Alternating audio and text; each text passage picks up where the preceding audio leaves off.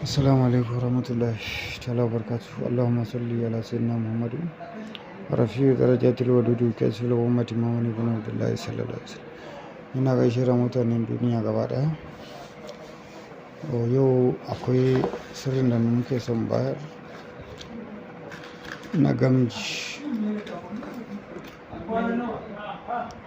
da 'ya'yan kanya ɗanye. Amfanin 'ya'yan kanya ɗanye gamji, amfanin da na sani a ciki, saboda itace ba wanda zai iya cewa na san shi duka. Duk sanin da kai kaɗan ne ka sani. Duk sanin da kai wa abu kaɗan ne ka sani. Akwai abin da baka sani ba. Wanda ya san komai kuma shine Ubangiji. Mai gida ka saurara wannan bidiyon zai ma amfani. In kai niyya, in ba kai niyya ba ma ka tanada wa 'ya'yanka zai musu amfani. In kuma hakan ba zai yi ba shi kenan, kar ka kira ni a waya, kar ka bani kuɗinka. Dan Allah kar ka bani kuɗinka, kar ka kira ni a waya. Kada kai sirrin nan ka yi, ni ma na yi na gani ikon Allah, kai ma ka yi. Idan wannan bai yi ba ka yi wancan, sai sa na sake bidiyo. Bidiyo na ni da kaina ban san adadin su ba. Ka gane, ni da kaina ban san adadin su. Sai dai na san da yawa ne. Ka zazzaba a can, wataƙila za ka ci karo da wanda in kai zai yi.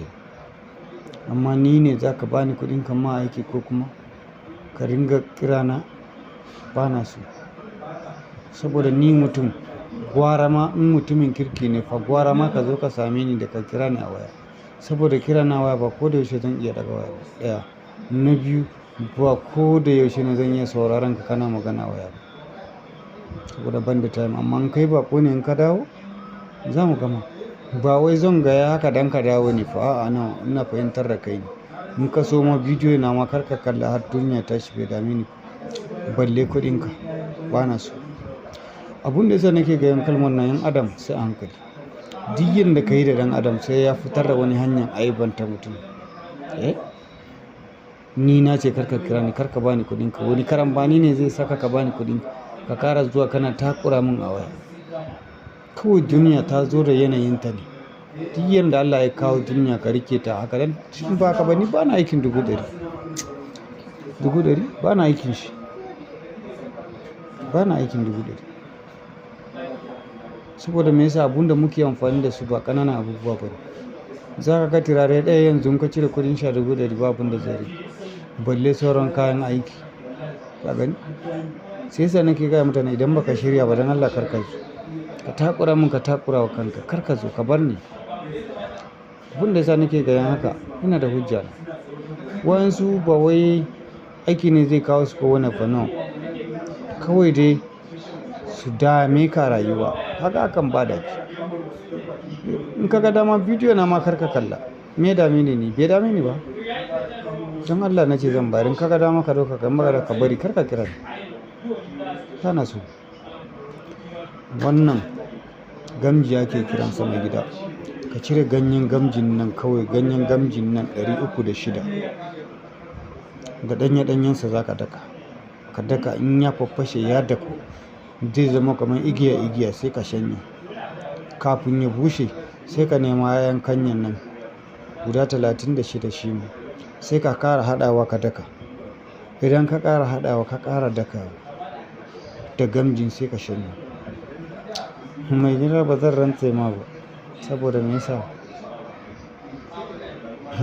Abun mamaki ne kawai, bari mu wuce. Duk da ka ɗauka ka saka a wuta kai haƙi, sai ka ga Allah ya baka wani sabon alherin da kai da kanka za ka yi mamaki. 'Ya'yan kanya da fatan bushiya shi ne muke kira gobe da nisa.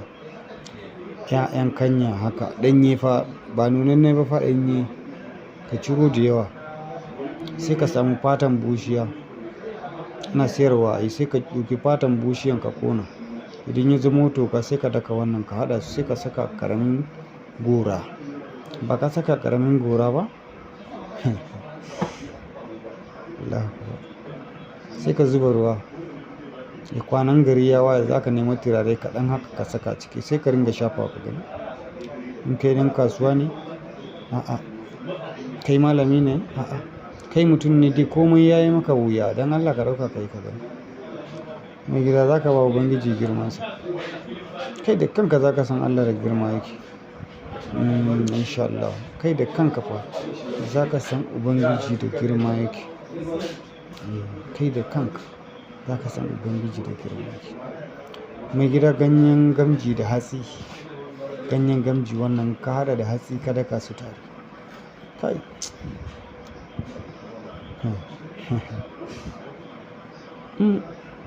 ganyen gamji da hatsi wuta ne fa, yana da sauri. Duk magaggan da nake gaya ma yanzu ko kuma nake gaya muku yanzu sai da na gwada kaina na yi. Wani zai iya ɗauka ba zai yi ba, wani zai iya ɗauka zai yi. To idan ka ɗauka kai ya yi alhamdulillah, in bai yi ba alhamdulillah, ba ka bani kuɗin ka ba, ban roƙe ka ba. To in ka ga dama ka ɗauka ka, in ba ka ga dama ba ka bar shi, ba dole ba ne. Ba dole ba ne. Mai gida idan kana so ka karɓa babban mutum yanzu, wannan za ka yanka wannan daidai nan, ka zo ka yanka wannan daidai nan, ka ɗauka kawai ka sa a bakinka ka tauna kaɗan, kamar minti 30. Bakinka ya cika da yawo sai ka tofar, sai ka kira mai shi a waya, wani kaza kaza nake so ka bani. Ko mai shi bai da shi zai ara ya baka, amma dai kar ku ɗauka kuna cin amanan mutane da shi dai. Na bayar ne don Allah, ban bayar don ka cuce wani ba. In ka cuce wani kuma kai da ubangijinka, ni na bayar ne kai da fatahi ne kawai na ba. Ban baka don ka je ka zalunce wani ba, ka fahimta. Bayan wannan ganyen gamji da gashin jelan jaki, jakin ko na mace ko namiji, gashin jelan jaki da ganyen gamjin nan. Gashin jelan jakin za ka yayyanka da almakashi ne, wannan sai ka daka ka kwaɓa su tare. Wannan akwai farin jini a ciki, kamar me zan ce ma, farin jinin ne zai yi ma yawa. Farin jini yake sa mutum na fita hankali. Wannan wanda ga yatu, Arab sun ce wanda ga yatu, 'ya'yan kanya. Wannan 'ya'yan kanya ka nemo da yawa ka daka ka shanya. A garin shanyawa za ka ga ya zama kamar gam. Mallaka ne mai shi zai manne ma ne kawai.